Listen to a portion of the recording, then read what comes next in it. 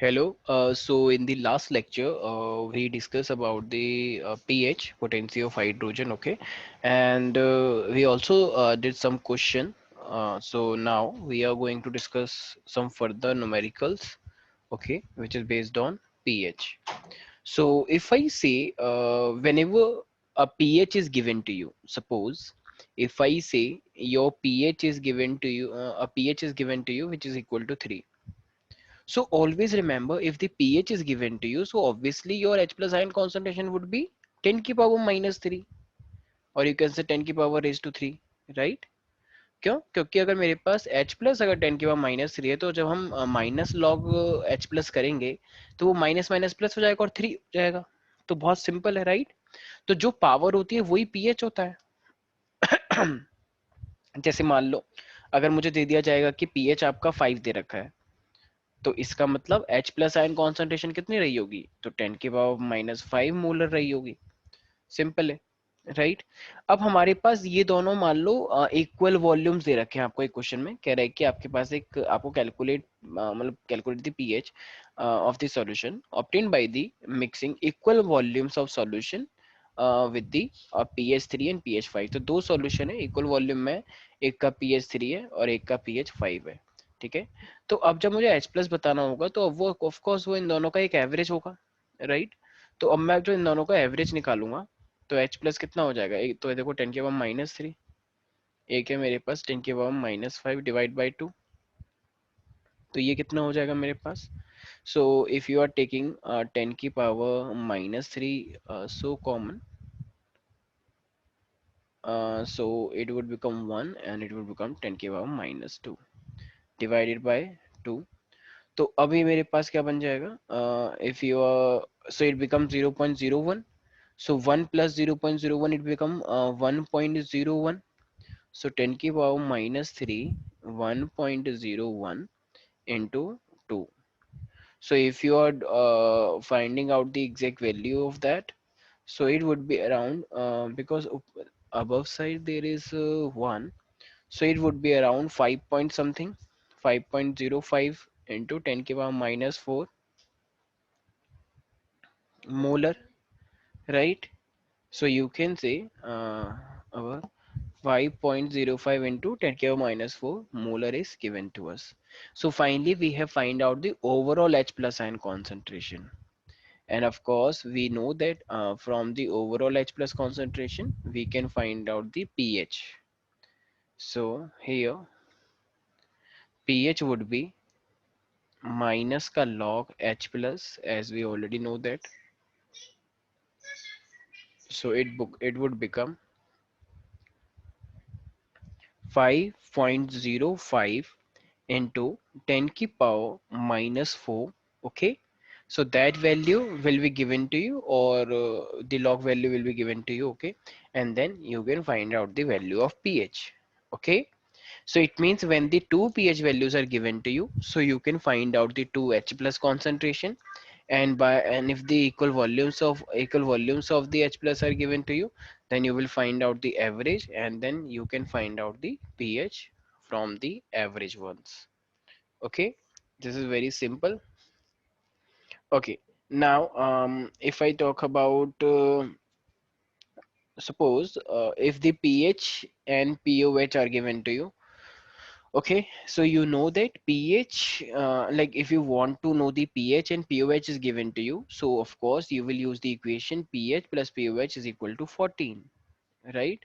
So this is so simple, right? So now suppose if the question is given to you something like that, calculate the pH if 10 की power minus 8 molar HCl solution is given to you.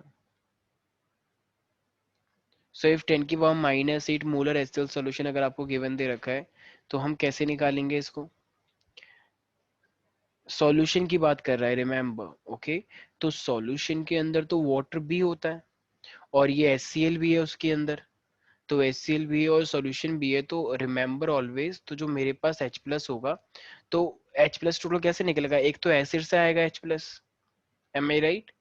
So 1H+ is coming from the acid, और एक है मेरे पास H+ जो water से आ रहा है। तो जो वाटर से आ रहा है, तो वाटर का तो 10⁻⁻7 होता है ना, न्यूट्रल होता है वाटर तो इसका मतलब ये मेरे पास कितना हो जाएगा, 10⁻⁻8, और ये मेरे पास हो जाएगा 10⁻⁻7। So again, if you are taking common 10⁻⁻8, so it would become 1 plus 10, because it is -7 na? That's why. So your answer would be, I mean, the H plus concentration would be 10⁻11 into 10⁻⁻8. So now after that, if we know the overall H plus concentration, of course we can find out the value of pH. pH value is minus log H plus, right. तो H प्लस की value हम put करेंगे, and of course values will be given to us and we can find out. तो ये कितना हो जाएगा, माइनस का लॉग 11 माइनस जो 10⁻8 है वो कितना हो जाएगा 8, आई मीन माइनस माइनस आगे हो जाएगा तो प्लस का 8 हो जाएगा।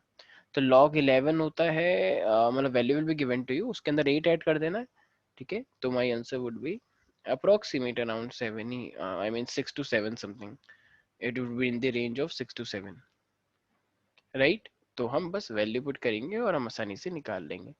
मैं करके दिखाया तो एक बार फिर भी। तो ये 11 है और ये 10⁻⁻8 है, तो मेरे पास कितना हो जाएगा, माइनस का लॉग 11, ठीक है। और ये मल्टीप्लाई वो अपना प्लस हो जाता है, और ये माइनस माइनस आगे आ जाएगा तो भी प्लस ही है, ठीक है। तो ये 8 आगे आ गया, और ये हो गया log 10। log 10 तो हम सबको पता है 1 होता है। मान लो आपको log 11 की वैल्यू दे रखी है, मान लो पूरी, ये माइनस log 11 कितना है, -1.04, एंड ये log 10 तो 1 होता है, ये 8 हो गया। तो जो 8 में से 1 जाएगा तो it would be around 9, I mean 6.96। So this is the value of pH, अगर वो आपको सॉल्यूशन देता है तो। मान लो अगर आपको एक नेक्स्ट क्वेश्चन दे रखा है, मान लो आपको पीएच निकालना है, ओके, और आपको दे रखा है कि इस पर आपको HCl ना देके, मान लो मैं बेस लेता हूँ, तो इस बार आपको NaOH दे रखा है और वो भी सॉल्यूशन अगेन। तो NaOH सॉल्यूशन की मैं बात कर रहा हूँ 10⁻⁻8, तो हम सबको पता है कि अब OH आएगा तो OH कहाँ कहाँ से आ रहा होगा, तो एक तो OH आ रहा होगा उस बेस से ही, भाई बेस के अंदर भी तो मतलब OH होते हैं, तो एक तो बेस से आ रहा है, और चूंकि यहाँ पे सॉल्यूशन की बात हुई है तो एक तो और एक वाटर से आएगा, राइट। तो 1 OH is coming from the water. तो अब OH वाला कितना होगा, 10⁻⁻8 ये रहा, एंड वाटर वाला कितना है मेरे पास 10⁻⁻7। तो ये ओवरऑल कितना हो जाएगा, again I can do the same thing as I did before. तो 10⁻⁻8 है तो 1 + 10, it would be again equal to 11 into 10⁻⁻8 molar. लेकिन ये तो मेरे पास OH निकला है ना, तो मेरे पास अब जो मैं निकालूंगा तो वो तो POH निकलेगा उससे। तो POH क्या होगा, माइनस का लॉग OH माइनस, तो माइनस का लॉग OH कितना हो जाएगा मेरे पास 11 इंटू 10⁻⁻8।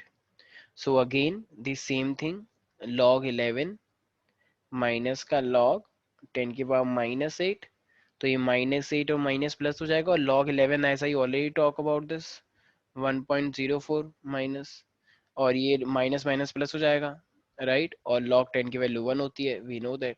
तो ये मेरा कितना आ गया, वही 6.96। लेकिन अब ये तो POH निकला, लेकिन हमें क्या निकालना था, हमें तो pH निकालना था। So as I told, pH plus POH is equal to 14, तो it means pH would be equal to 14 minus POH। तो 14 माइनस POH कितना है मेरे पास 6.96। सो 14 में से 6.96 सब्ट्रैक्ट करेंगे, सो वी विल गेट 7.04।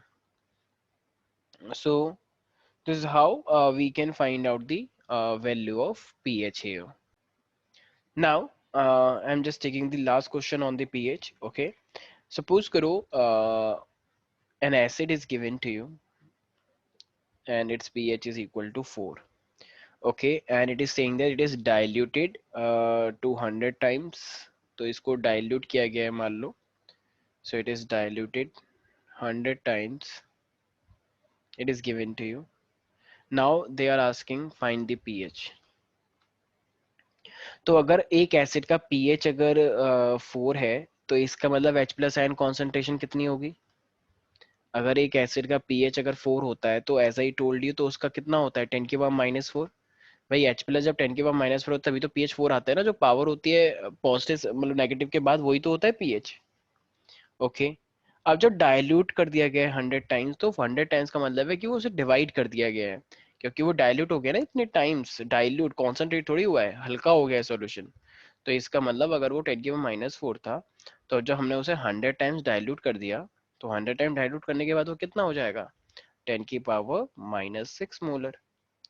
अब मुझे एक बात बताओ, अब मेरे पास जो H प्लस आएगा, क्योंकि ये भी सॉल्यूशन है, तो जो H प्लस आएगा वो किसके वजह से आएगा? एक तो वो खुद की वजह से आएगा, एसिड की वजह से, और एक आएगा वो वाटर की वजह से, क्योंकि ये भी मैंने सॉल्यूशन बोल रखा है मान लो। ठीक है, तो एक एसिड और एक मेरे पास आएगा वो वाटर से।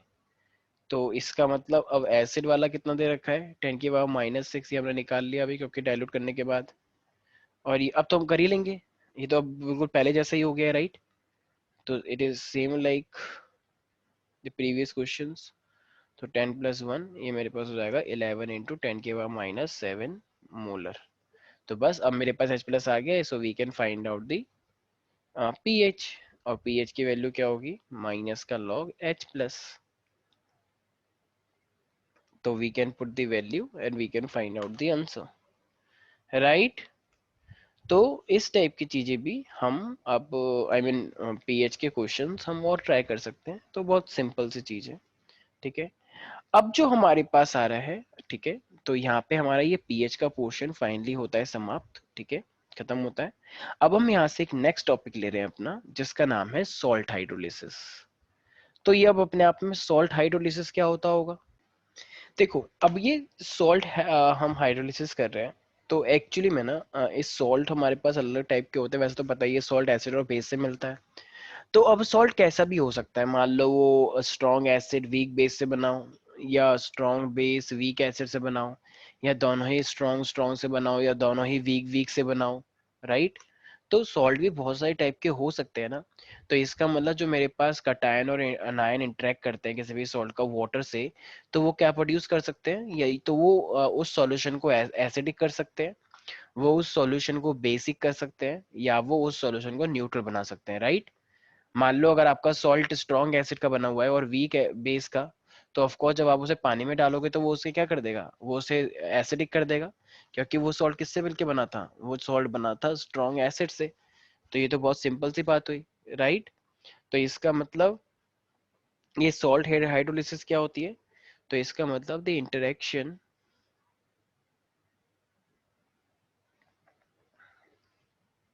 इंटरेक्शन ऑफ कटायन और अनायन of salt with the with water to produce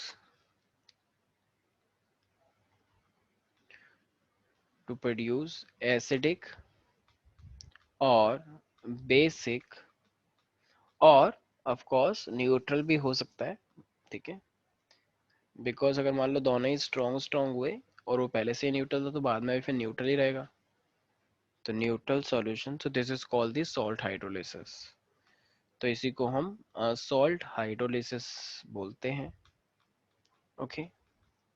अब हमें पता है कि देखो आयनाइजेशन की जब बात आती है, जैसे मेरे पास कोई भी चीज़ स्ट्रांग होती है तो ऑफ कोर्स उसका आयनाइजेशन काफ़ी अच्छा होता है, वो पूरा डिसोशिएट कर जाता है, राइट? तो अगर मेरे पास कोई भी चीज़ स्ट्रांग होती है तो वो अच्छा खासा डिसोशिएट इजिली हो जाता है, राइट? तो इसका मतलब अब जब मैं यहाँ पे बात करूँगा स्ट्रॉन्ग, मान लो मेरे पास एक सॉल्ट है, और वो सॉल्ट किसका बना हुआ है? Strong acid and strong base का। Suppose if you have a salt of strong acid and strong base, strong acid and strong base,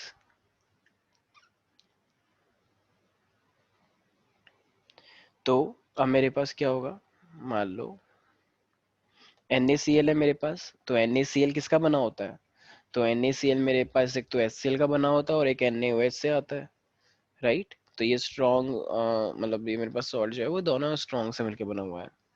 अब मैं इसके अंदर अगर H2 डालूंगा तो ऑफ कोर्स ये जिससे मिलके बना है वही निकल के आएगा।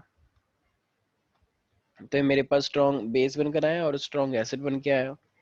तो अब बताओ क्या मेरे पास कोई भी इसके अंदर क्या ये कोई स्ट्रॉन्ग एसिड रहेगा, सॉल्यूशन बेस रहेगा, या फिर ये न्यूट्रल ही रहेगा। तो ऑफ कोर्स ये जो सॉल्यूशन होगा मेरे पास, this solution will be what, acidic, basic या न्यूट्रल। क्योंकि ये मेरे पास स्ट्रॉन्ग एसिड स्ट्रॉन्ग बेस से मिलके बना हुआ है दोनों से, तो इसलिए ये न्यूट्रल रहेगा। And what is the reason for that, so reason would be जितना H प्लस आएगा उतना ही मेरे पास OH माइनस आएगा। तो इसीलिए दोनों ही स्ट्रॉन्ग है, तो दोनों ही स्ट्रॉन्ग है तो ऑफ कोर्स यही होना है मेरे पास। तो इसका आयनाइजेशन होकर और इसमें कोई हाइड्रोलिसिस नहीं होने वाला, ठीक है। तो सिंपल सी बात है। अब आते हैं हम, जैसे मान लो, तो ये तो मेरे पास हुआ स्ट्रॉन्ग के लिए, तो स्ट्रॉन्ग के लिए क्या ही पढ़ना है, स्ट्रॉन्ग के लिए तो पता ही है न्यूट्रल होना है। अब आते हैं हम अलग टाइप पे, सॉल्ट पे। मान लो आपके पास एक सॉल्ट है जो कि वीक एसिड से बना है और एक मेरे पास स्ट्रॉन्ग बेस है। अब वीक एसिड क्या ले सकते हैं मोस्ट कॉमन, सबको पता है CH3COH वीक होता है, एसिडिक एसिड। और सबको पता है स्ट्रॉन्ग बेस क्या होता है, NaOH। हम अभी कॉमन ले रहे हैं जो सबको पता है, नोन टू एवरीवन। तो ये मेरे पास सॉल्ट ऑफ वीक एसिड है एंड एक स्ट्रॉन्ग बेस है मान लो। तो चूंकि हमें पता है कि, मान लो अगर मैं एग्जांपल लेता हूँ CH3COONA का, तो ये किससे मिलके बना है, CH3COOH और NaOH, तो H2 निकल गया, तो ये सॉल्ट बन गया, न्यूट्रलाइजेशन रिएक्शन पड़ी होगी। लेकिन यहाँ पे वीक और स्ट्रॉन्ग का केस है। अब मान लो अगर आप इसी सॉल्ट को, CH3COONA को वाटर के अंदर डालते हो, तो जब आप इसी को वाटर के अंदर डालोगे तो ये मेरे पास क्या हो जाएगा, so it would be in equilibrium and it will form CH3COOH plus it will form NaOH। Okay, so ये मेरे पास में टूट जाएगा। अब जरा बताओ इसमें से सबसे ज्यादा स्ट्रॉन्ग कौन सा है। अगर मान लो अब ये सॉल्यूशन के अंदर बन गया तो सॉल्यूशन क्या कहा जाएगा, एसिडिक, बेसिक या न्यूट्रल। अब जो मेरे पास सॉल्यूशन बना है तो वो सॉल्यूशन क्या होगा, एसिडिक, बेसिक या neutral. So this solution would be completely basic. So we can say because NaOH is strong, so we are going to say that free OH minus ions are produced. Free OH minus ions are produced. So solution will be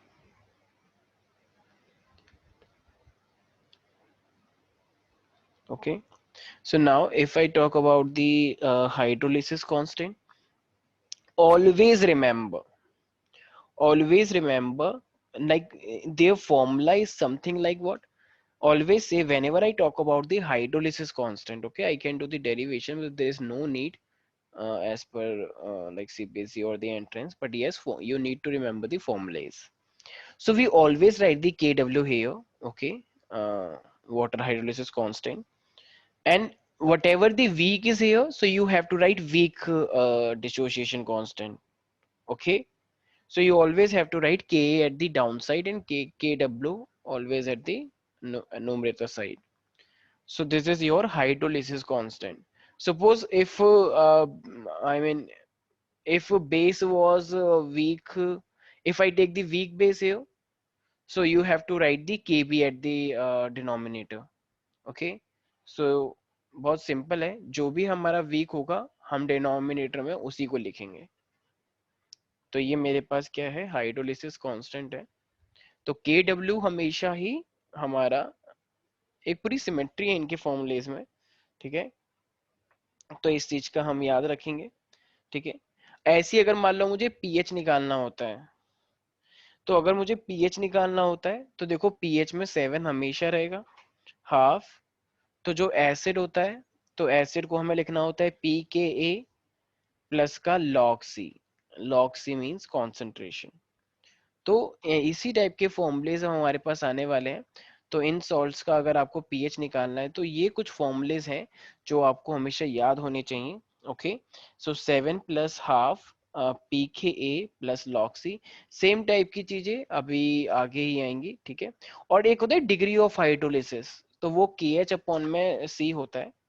there is a degree of hydrolysis also.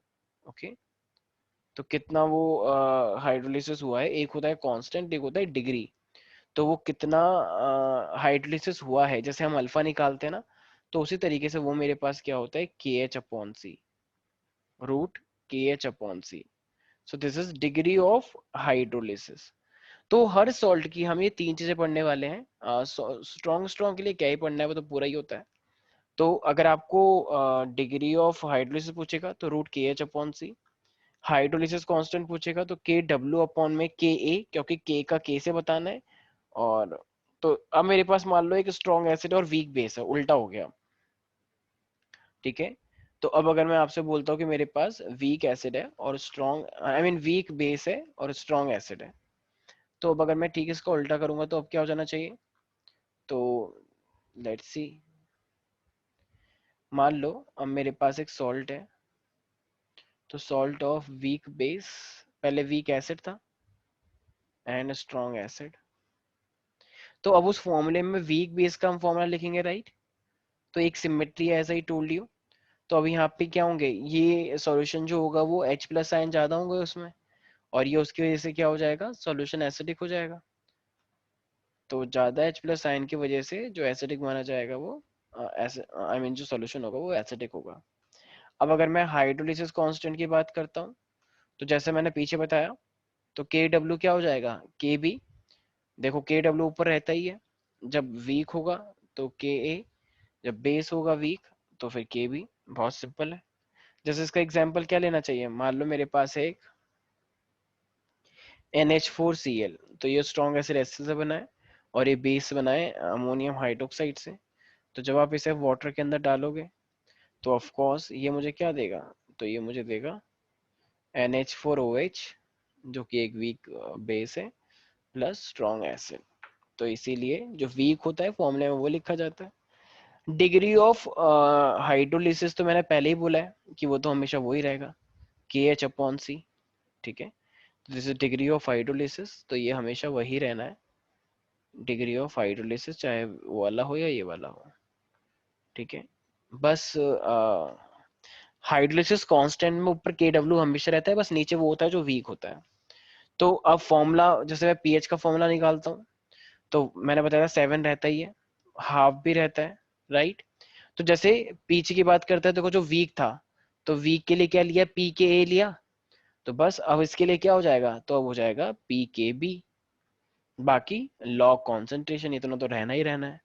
तो ये भी क्या है, अपने आप में एक symmetry है इस फॉर्मूले के अंदर, ठीक है। तो ये भी इजी है, बहुत सिंपल सी बात है, ठीक है। लेकिन अब मेरे पास एक सॉल्ट बचा है। अब वो एक सॉल्ट कौन सा है, तो वो है weak acid and weak base. अब weak acid and weak base के लिए तो मेरे पास दोनों ही वीक है। तो इसका मतलब अब तो मुझे जितने भी फॉर्मूले हम लिख रहे हैं, तो जैसे वीक था तो एक ही आया, जैसे ए था तो के बी के ए आया, बेस था तो के बी आया। अब अगर दोनों ही वीक हैं, इट मीन्स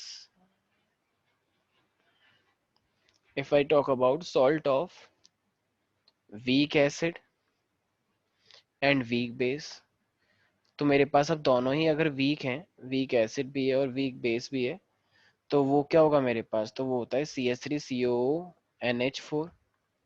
तो ये मेरे पास वीक एंड तो बेस क्या हुआ, अमोनियम हाइड्रोक्साइड NH4OH, और एसिड क्या हुआ, CH3COOH। ये दोनों ही क्या है मेरे पास, वीक हैं। ओके, तो अब अगर CH3COO NH4 के अंदर अगर मैं वाटर डालूंगा,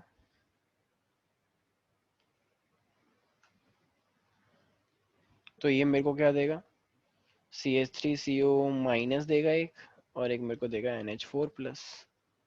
ठीक है, वैसे तो हम OH भी लिख सकते थे, और ये NH, तो मेरे पास फाइनली एक इस टाइप का आया है, ठीक है, क्योंकि वो H3O प्लस बना दिया मैंने। तो मेरे पास अब ये दो आयन आया है, ठीक है। अब मेरे पास अगर ये दो आयन आया, ठीक है ना, H2O को मैंने H3O प्लस बना दिया है। तो अब मान लो अगर ये मेरे पास इस तरीके से दो आयन्स आ गए हैं, तो अब ये सॉल्यूशन क्या हो सकता है? देखो दोनों ही वीक हैं। अब वीक है तो फिर अब हम कुछ कह नहीं सकते, वो कुछ भी हो सकता है। तो सॉल्यूशन थोड़ा एसिडिक भी हो सकता है, बेसिक भी हो सकता है, न्यूट्रल भी हो सकता है, ठीक है। डिपेंड करता है कौन कम वीक है, कौन ज्यादा वीक है। वीक तो वीक ही होगा। तो अब अगर मैं हाइड्रोलिसिस की बात करता हूँ, हाइड्रोलिसिस कांस्टेंट की, तो वो तो मैंने बताया था Kw हमेशा ऊपर रहता है। नीचे क्या आता है? जो वीक होता है, दोनों ही वीक हैं। Ka भी वीक है और ये भी वीक है, ठीक है। एच की बात करते हैं। देखो अभी यहाँ पे ना एक्चुअली कॉन्सेंट्रेशन नहीं है। क्यों? क्योंकि यहाँ पे कोई अपने आप में, मतलब इसके अंदर ना दोनों ही वीक है। तो यहाँ पे कोई सी वाला फैक्टर काम नहीं करेगा, कोई कॉन्सेंट्रेशन वाला नहीं होता है फैक्टर। चाहे वो पीएच का फॉर्मूला हो, चाहे वो डिग्री ऑफ हाइड्रोलिसिस हो, तो कुछ भी यहाँ पे किसी की भी कोई कॉन्सेंट्रेशन का सवाल नहीं है। तो इसलिए यहाँ पे वो के एच का के एच ही रह जाता है।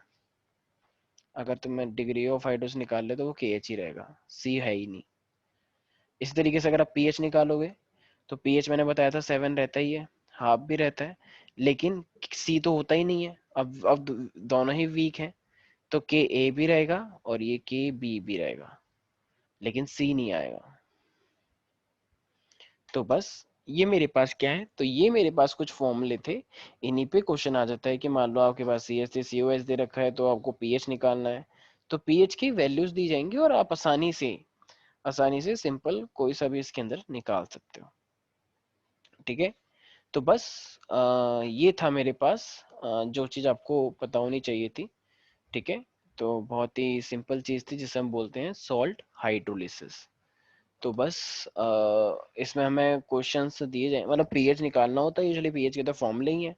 तो अगर फॉर्मूला याद रहेगा तो हम आसानी से वैल्यू पुट कर देंगे और आंसर निकल जाएगा हमारा, ठीक है। अब हमारे पास यहाँ पे एक चीज आती है जिसे हम बोलते हैं कि कोई भी सॉल्ट सॉल्युबल होगा या नहीं होगा। अब बात सारी उसके ऊपर की जाएगी। तो अब कोई भी सॉल्ट अगर मेरे पास सॉल्युबल है या नहीं, तो उसी के लिए हम क्या लेके चल रहे हैं अपना नया टॉपिक, सॉल्युबिलिटी प्रोडक्ट। अब हमारे पास एज आई सेड मेरे पास न्यू टॉपिक है, इसका नाम है सॉल्युबिलिटी प्रोडक्ट। तो ये सॉल्युबिलिटी प्रोडक्ट मतलब बेसिकली कोई भी सॉल्ट अगर तुम्हारे सॉल्यूशन के अंदर डिसॉल्व होगा या प्रेसिपिटेट होगा, तो ये उस चीज को चेक करने के लिए काफी इंपॉर्टेंट फैक्टर है, ठीक है। तो एक मान लो कोई भी सॉल्ट है जो थोड़ा सा स्पैरिंगली सॉल्युबल है। जैसे मान लो आपके पास EgCl है। अब ये करते कैसे मैं बताता हूँ। तो हमको पता है EgCl कैसे टूटेगा। तो EgCl टूटेगा Ag प्लस NCl माइनस में। तो जो सॉल्युबिलिटी प्रोडक्ट होता है ना, वो इन दोनों आयंस का क्या होता है, मल्टीप्लीकेशन होता है।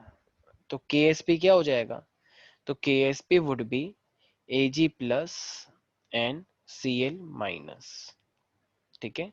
तो इस तरीके से हमें करना होता है। तो आई गेस हम लोग याद रखेंगे। तो ये बस मेरे पास KSP है।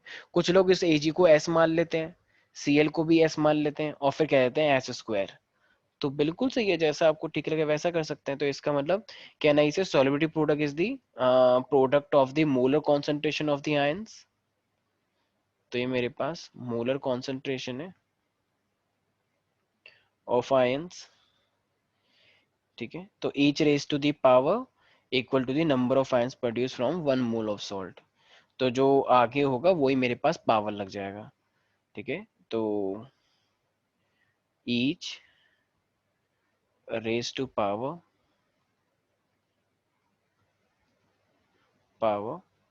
Equal to number of ions,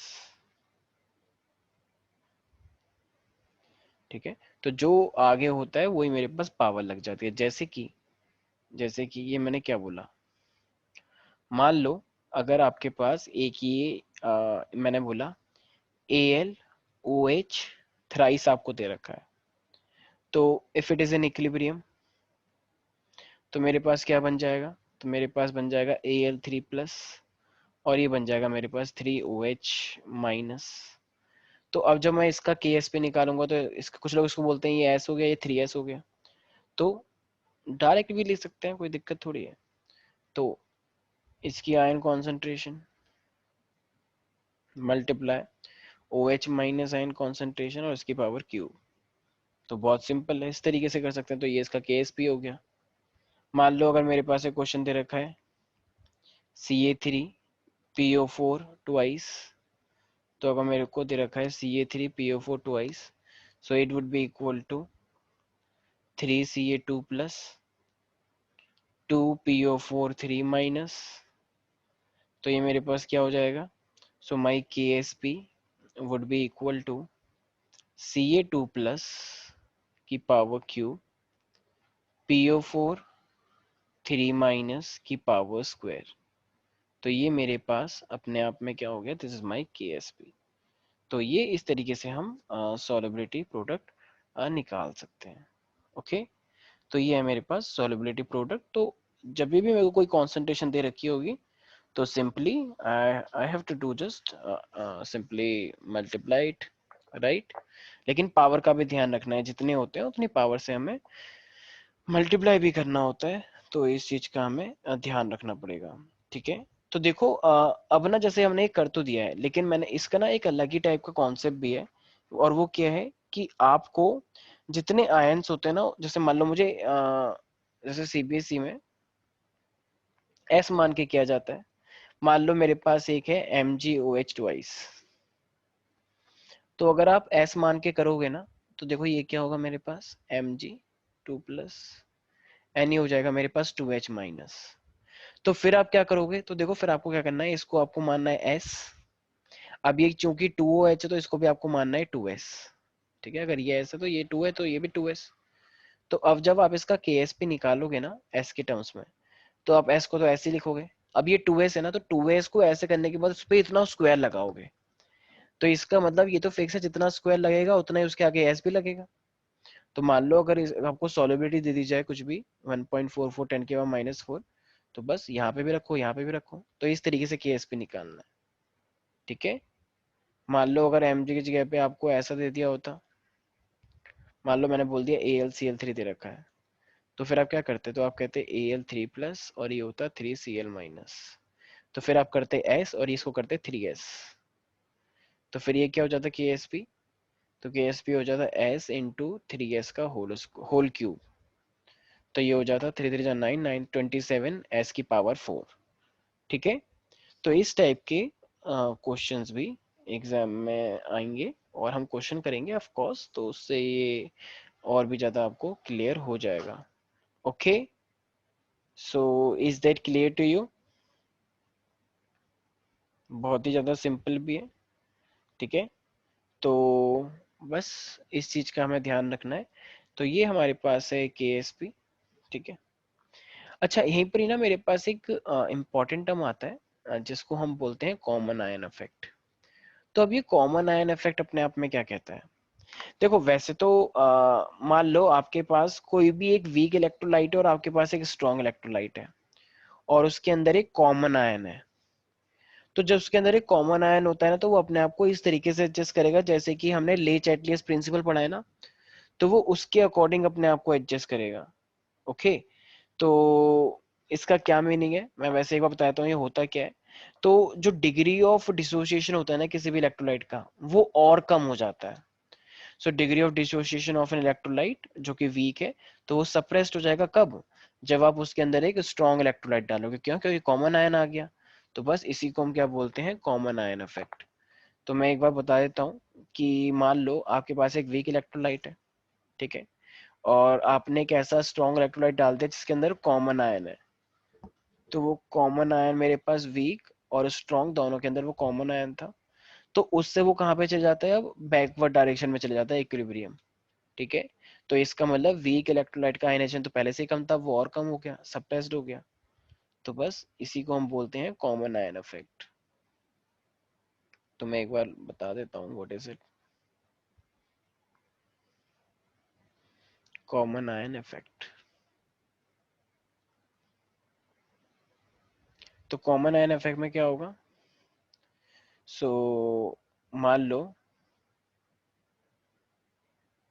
अगर आपके पास कोई भी एक सॉल्यूशन है वीक इलेक्ट्रोलाइट का, if you have a solution of weak electrolyte, मान लो कोई वीक सॉल्ट है, ठीक है, and if you are adding a strong electrolyte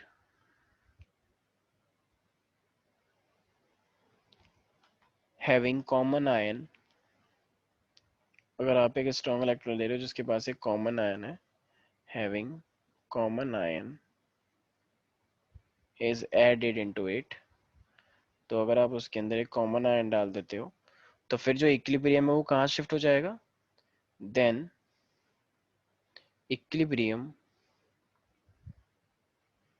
shifts then the equilibrium shifts in backward direction,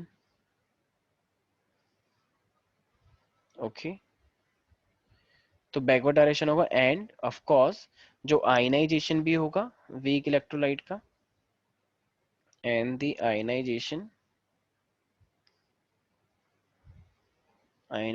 of the weak electrolyte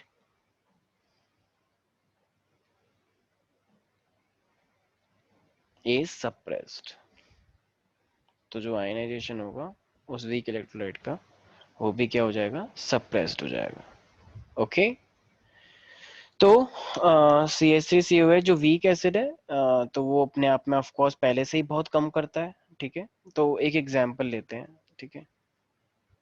तो मान लो आपके पास ये एक वीक इलेक्ट्रोलाइट था, मान लो C H three C O H है इस तरीके से, तो जब आपने इसे डिसोशिएट किया तो वो इस तरीके से होता है, राइट। अब आपने क्या करा, एक C H three C O N A डाला, राइट। तो जब आपने इसके अंदर ये जब आप ऐड करोगे, तो जब आप इसका एडिशन कर दोगे, तो अब मेरे पास, आपको पता है कि ये वाला जो सॉल्ट होता है तो ये वाला तो पूरा कंप्लीटली डिसोशिएट करेगा, तो ये बनेगा मेरे पास C H three C O minus और ये बनेगा मेरे पास एन ए। तो देखो ये तो पहले से प्रोडक्ट की साइड है, अब आपने प्रोडक्ट में ये भी ऐड कर दिया, तो अगर ये भी ऐड कर दिया तो देखा जाए तो अब प्रोडक्ट साइड में ज्यादा हो गया ना। तो ले चैटलियर प्रिंसिपल क्या कहता है कि अगर आप प्रोडक्ट में चीजों को ज्यादा कर दोगे तो फिर वो कहाँ जाती हैं, तो फिर वो बैकवर्ड चली जाएंगी ना, according to Le Chatelier principle. एक तो प्रोडक्ट में C H three C O minus था, अब आपने एक एसिड डाली है जो कि सी एच थ्री सी ओ बना रहा है, तो किसकी कॉन्सेंट्रेशन ज्यादा हो जाएगी, तो concentration of C H three C O minus की ज्यादा हो जाएगी ना। तो it means according to Le Chatelier principle तो इट शिफ्ट इन बैकवर्ड, तो अब रिएक्शन कहाँ जाएगी, तो वो बैकवर्ड जाएगी। Why, because we have study the Le Chatelier principle, कि अगर कहीं पे भी ज्यादा होगा तो वो बैलेंस करना चाहेगा, तो according to Le Chatelier principal it will shift in the backward direction. So finally we can say that the dissociation of CH3COH electrolyte is further depressed, तो वो फाइनली कम हो जाएगी, राइट। तो इस तरीके से हम चीजें कर लेंगे। तो ये बहुत ही आई मीन ये भी एक सिंपल क्वेश्चन था, राइट। तो common ion effect I guess ये भी क्लियर है, तो बस अगर हमें ये पता होगा, ठीक है। तो कॉमन आयन इफेक्ट के अंदर बेसिकली क्या हो रहा है, बस सप्रेशन हो रहा है वीक का, क्यों, क्योंकि आपने एक ऐसा सॉल्ट डाल दिया जिसके पास एक कॉमन आयन है, तो कॉमन आयन की वजह से ये सब चीजें हमारे पास होती हैं। तो बस इस चैप्टर के अंदर बस एक छोटा सा टॉपिक बस है अब, जिसका नाम है हमारे पास बफर सॉल्यूशन। तो आई गेस आपने बफर सॉल्यूशन के बारे में भी सुन रखा होगा। तो बफर सॉल्यूशन अपने आप में क्या होते हैं, तो बफर सॉल्यूशन अपने आप में होते हैं विच resist change in the pH by adding a small amount of acid और बेस, एम आई राइट। तो बफर सॉल्यूशन हमारे पास एक इस टाइप के सॉल्यूशन होते हैं, ज्यादा नहीं डालना है।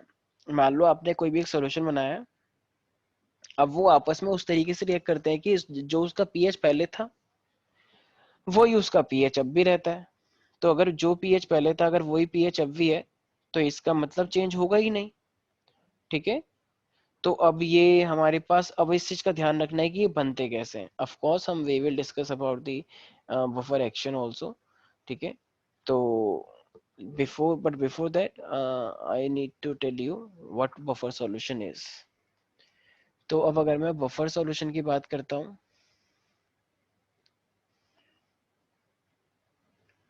एक चीज का ध्यान रखना है, बफर सॉल्यूशन के अंदर हमेशा स्मॉल अमाउंट में चीजें डाली जाती हैं, कभी भी आपको ज्यादा अमाउंट में नहीं डालना है। तो we can say it is this solution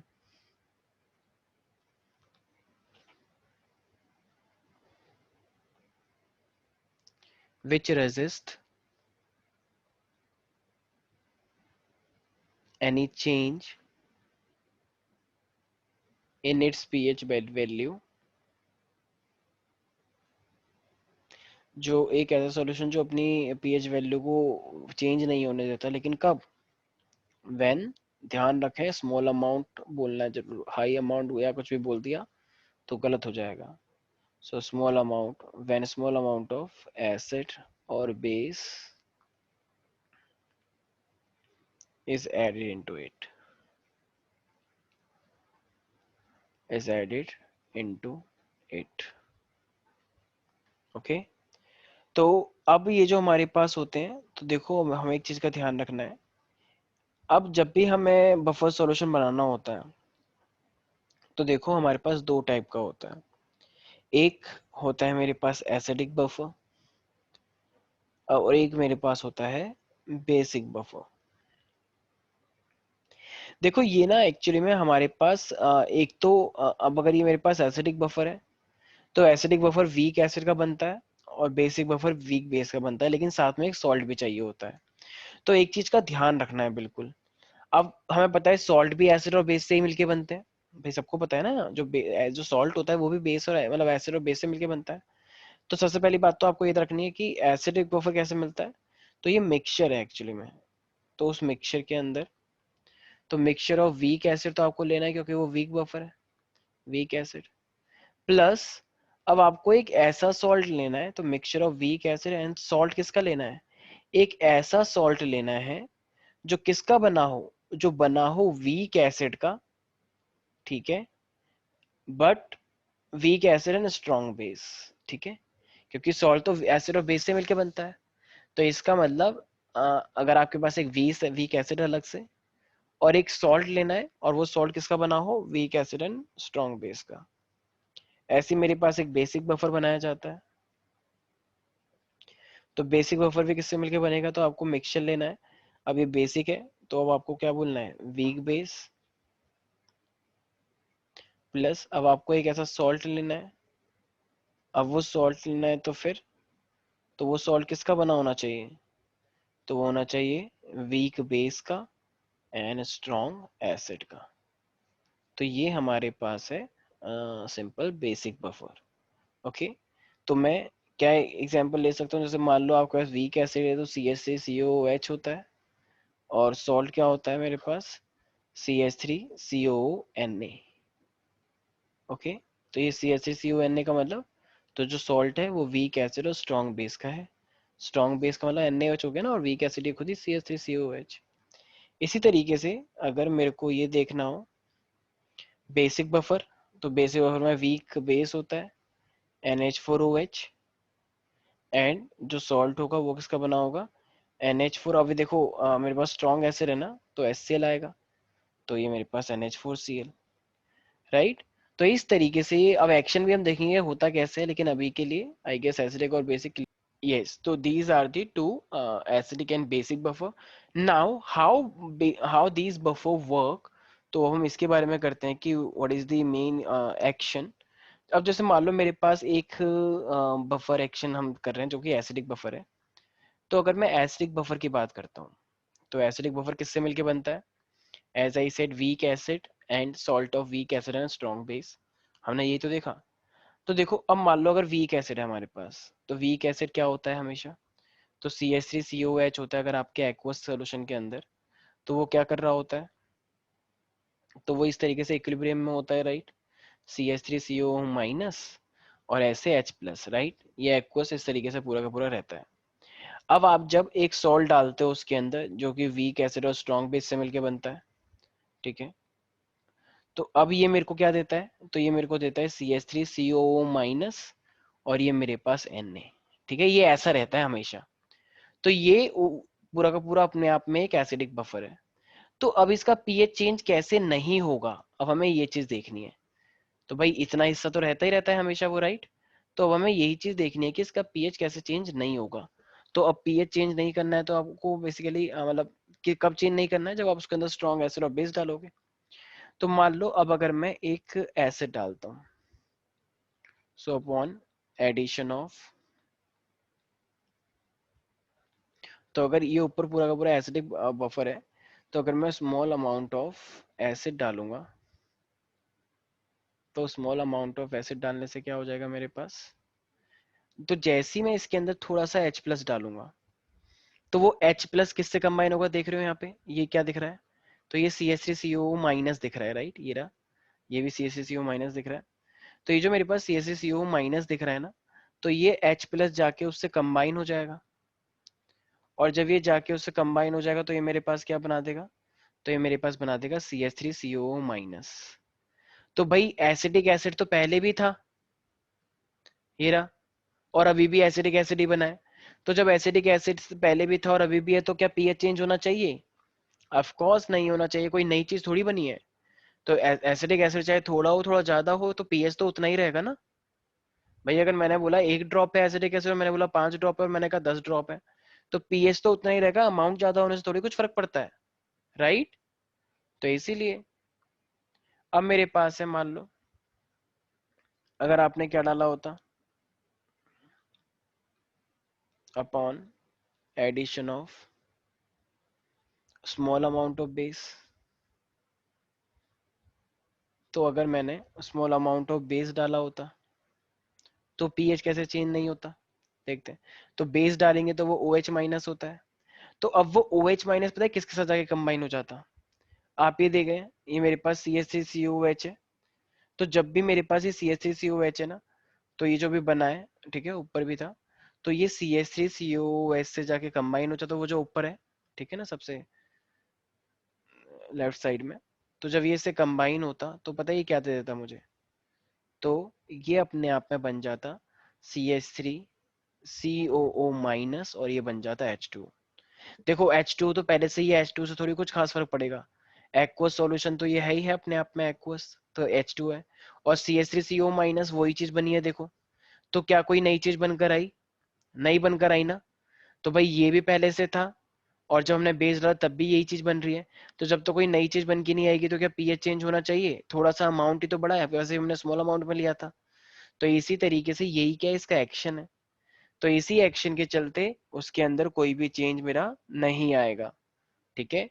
तो बेस डाला तो वो CH3COO से कंबाइन कर गया, और जब एसिड डाला हमने थोड़ा सा, तो वो CH3CO माइनस से कंबाइन हो गया। सो this is the action of acidic buffer, how acidic buffer works. अब हम यहाँ पे आ रहे हैं बेसिक बफर के बारे में। तो बेसिक बफर किससे मिलके बनता है, weak base and the salt of weak base and strong acid.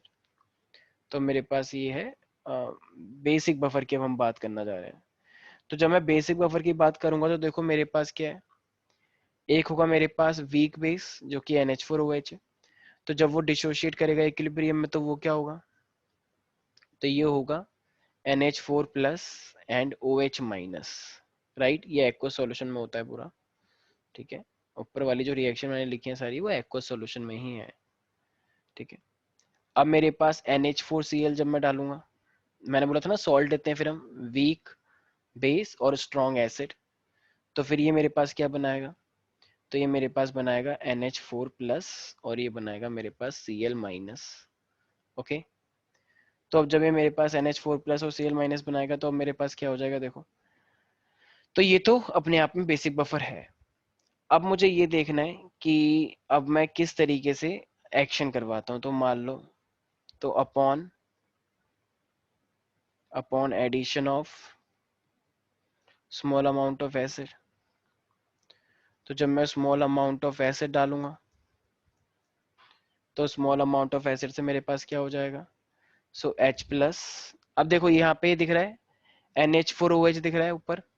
तो जब ये NH4OH से कंबाइन कर जाएगा एसिड, तो ये मेरे पास बनाएगा NH4 plus and OH minus. तो जब ये मेरे पास, सॉरी सॉरी सॉरी, इधर वाटर बनेगा ना, क्योंकि H+ तो एक एक्स्ट्रा है ना, तो इधर बन जाएगा वाटर। तो वाटर पहले से ही एक्वस है और NH4 है, तो NH4 पहले भी था और अब भी डाल दिया है, और H2 भी पहले से ही था, तो कोई नई चीज तो बनी नहीं, तो फिर पीएच कैसे चेंज होगा? तो स्मॉल अमाउंट में लिया है वैसे भी हमने, तो स्मॉल अमाउंट में तो कोई चेंज होना ही नहीं चाहिए। इसी तरीके से जब आप क्या डालोगे, सो अपॉन एडिशन ऑफ, तो जो हम क्या डालेंगे, स्मॉल अमाउंट ऑफ बेस डालेंगे। So when we take small amount of base in it, तो बेस के लिए क्या आ जाएगा उसमें, OH। तो जब मैं उसके अंदर OH डालूंगा तो मेरे पास ये क्या हो जाएगा, NH4+। तो OH के अंदर NH4 डालूंगा, मतलब ये जो मतलब OH है, अब वो NH4 पहले से ही था, ये रहा देखो। तो जब मैं इसके अंदर ये डालूंगा तो ये क्या बन जाएगा, NH4OH। क्या उस सॉल्यूशन के अंदर NH4OH पहले से ही है, राइट? तो इसका मतलब ये आपस में ही एक दूसरे से इस तरीके से रिएक्ट कर रहे हैं, जो भी हमने स्मॉल अमाउंट डाला है या स्मॉल अमाउंट ऑफ एसिड डाला है या बेस डाला है, कि कोई नई चीज बन के नहीं आ रही है। तो चाहे तो ड्रॉपलेट तुम 2 लो, चाहे तुम ड्रॉपलेट 3 लो, तो उतना ही तो पीएच रहना है, तो पीएच चेंज नहीं होगा, अमाउंट बेशक थोड़ा कम ज्यादा हो जाए, बट हमारा पीएच चेंज नहीं होने वाला, राइट? तो बहुत ही सिंपल सी बात है। तो इस चीज का आई गेस हम लोग ध्यान रखेंगे, ठीक है? तो हमारा पीएच इस तरीके से चेंज नहीं होने वाला है, ठीक है? तो यही था हमारे पास बेसिकली इस बफर के अंदर, ठीक है? तो बफर सॉल्यूशन का आई गेस हम लोग बिल्कुल ध्यान रखेंगे, ठीक है? और जैसा कि मैंने अभी केएसपी बताया ना आपको, तो केएसपी अपने आप में क्या होता है कि वह सॉलिबिलिटी प्रोडक्ट, तो इसी तरीके से मेरे को ना कभी कभी आयनिक प्रोडक्ट दिया जाता है। तो ध्यान रखना, अगर आपका केएसपी ज्यादा है आयनिक प्रोडक्ट से, कभी कभी क्वेश्चन में आयनिक प्रोडक्ट देता है, तो अगर आपका के सॉलिबिलिटी प्रोडक्ट ज्यादा है तो इसका मतलब आपका वो सॉल्ट सॉल्युबल हो जाएगा, कोई प्रेसिपिटेट नहीं बनेगा। लेकिन अगर आपका केएसपी कम है और आयनिक प्रोडक्ट ज्यादा है, तो इसका मतलब प्रेसिपिटेशन पक्का बनेगा। क्यों? क्योंकि आपका सॉलिबिलिटी प्रोडक्ट इस बार कम हो गया है, ठीक है? तो इस चीज का आपको ध्यान, और दोनों ही बराबर हो जाए फिर तो वो एक सैचुरेटेड सॉल्यूशन है, ठीक है? और ज्यादा रिजोल्व नहीं होगा। लेकिन ध्यान रखना, अगर केएसपी ज्यादा है तो वो प्रेसिपिटेशन नहीं होगा, केएसपी बहुत कम है तो प्रेसिपिटेशन चीजों का हो जाएगा, ठीक है? तो ये था हमारे पास पूरा एक बफर सॉल्यूशन के बारे में, ठीक है? और इसका एक्शन भी एग्जाम में आता है, तो आई होप आप लोग याद रखोगे। यहीं पर ही वैसे तो एंट्रेंस एग्जाम में बहुत रेयरली पूछा जाएगा। अब जैसे बफर की बात हुई है, तो मेरे पास एक हेंडरसन हैसलबैच इक्वेशन आती है, ठीक है? तो मान लो अगर आपके पास एक एसिडिक बफर होता है, ठीक है? तो एसिडिक बफर के लिए अगर वो आपसे उसका पीएच मांगने लग जाए, जैसे ये मेरे पास क्या था, एसिडिक बफर था, कहाँ गया, यस, 1 सेकेंड। तो अगर मेरे को एसिडिक बफर दिया जाए और वो अगर आपसे एसिडिक बफर के अंदर ही, ये मेरे पास एसिडिक बफर है, तो अगर वो एसिडिक बफर के लिए आपसे पीएच पूछने लग जाए, तो आपको ध्यान रखना है, तो pH is always equal to p K a, ठीक है? आयनेशन कांस्टेंट और डिसोसिएशन कांस्टेंट ऑफ एसिड, ठीक है? और उसका p K a log salt upon acid याद रखना है, ठीक है? ये फॉर्मूला याद रखना है, कभी कभी एग्जाम में आपसे फॉर्मूला ही पूछेगा डायरेक्ट, ठीक है? तो remember, pH would be P K A plus log salt upon acid. Same इसी तरीके का फॉर्मूला यहाँ पे प्लस है, सेम इसी तरीके का फॉर्मूला हो जाएगा बेसिक बफर के लिए। तो अब ये बेसिक बफर है, अगर वो यहाँ से, इसको भी हम क्या बोलते हैं, हेंडरसन हैसलबैच इक्वेशन। तो इसका पीएच निकालने के लिए बोलेगा, तो आपको याद रखना है P K A minus log salt upon base. तो बस ये है मेरे पास, तो ये इसका पीएच है, ओके? तो इसी के साथ फाइनली तो ये जो चीजें हमने पढ़ी है, इसी के साथ हमारा ये वाला चैप्टर होता है समाप्त, ठीक है? तो इक्विलिब्रियम यहीं पर ही होता है हमारा ओवर। तो ऑफ कोर्स इसके बाद हमें विदाउट न्यूमेरिकल तो चैप्टर इनकम्प्लीट है, तो न्यूमेरिकल्स की प्रैक्टिस काफी करनी होती है इस चैप्टर में, ठीक है? तो हम वो करते हैं।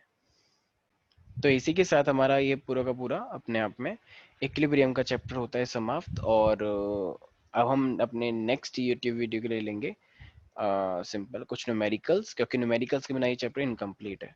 तो थियोरटिकली तो हमने ये चैप्टर कर लिया है, लेकिन अभी न्यूमेरिकली हमें कुछ क्वेश्चंस की प्रैक्टिस करनी होगी, तो वो हम नेक्स्ट यूट्यूब लेक्चर के अंदर लेते हैं, ठीक है? तो आज के यूट्यूब लेक्चर के लिए अभी इतना काफ़ी है और ये पूरा चैप्टर यहाँ पे समाप्त हो गया। तो ये चैप्टर नीट जेई के लिए काफ़ी इंपॉर्टेंट है, ठीक है। तो चलो मिलते हैं नेक्स्ट क्लास के लिए। Bye bye, take care.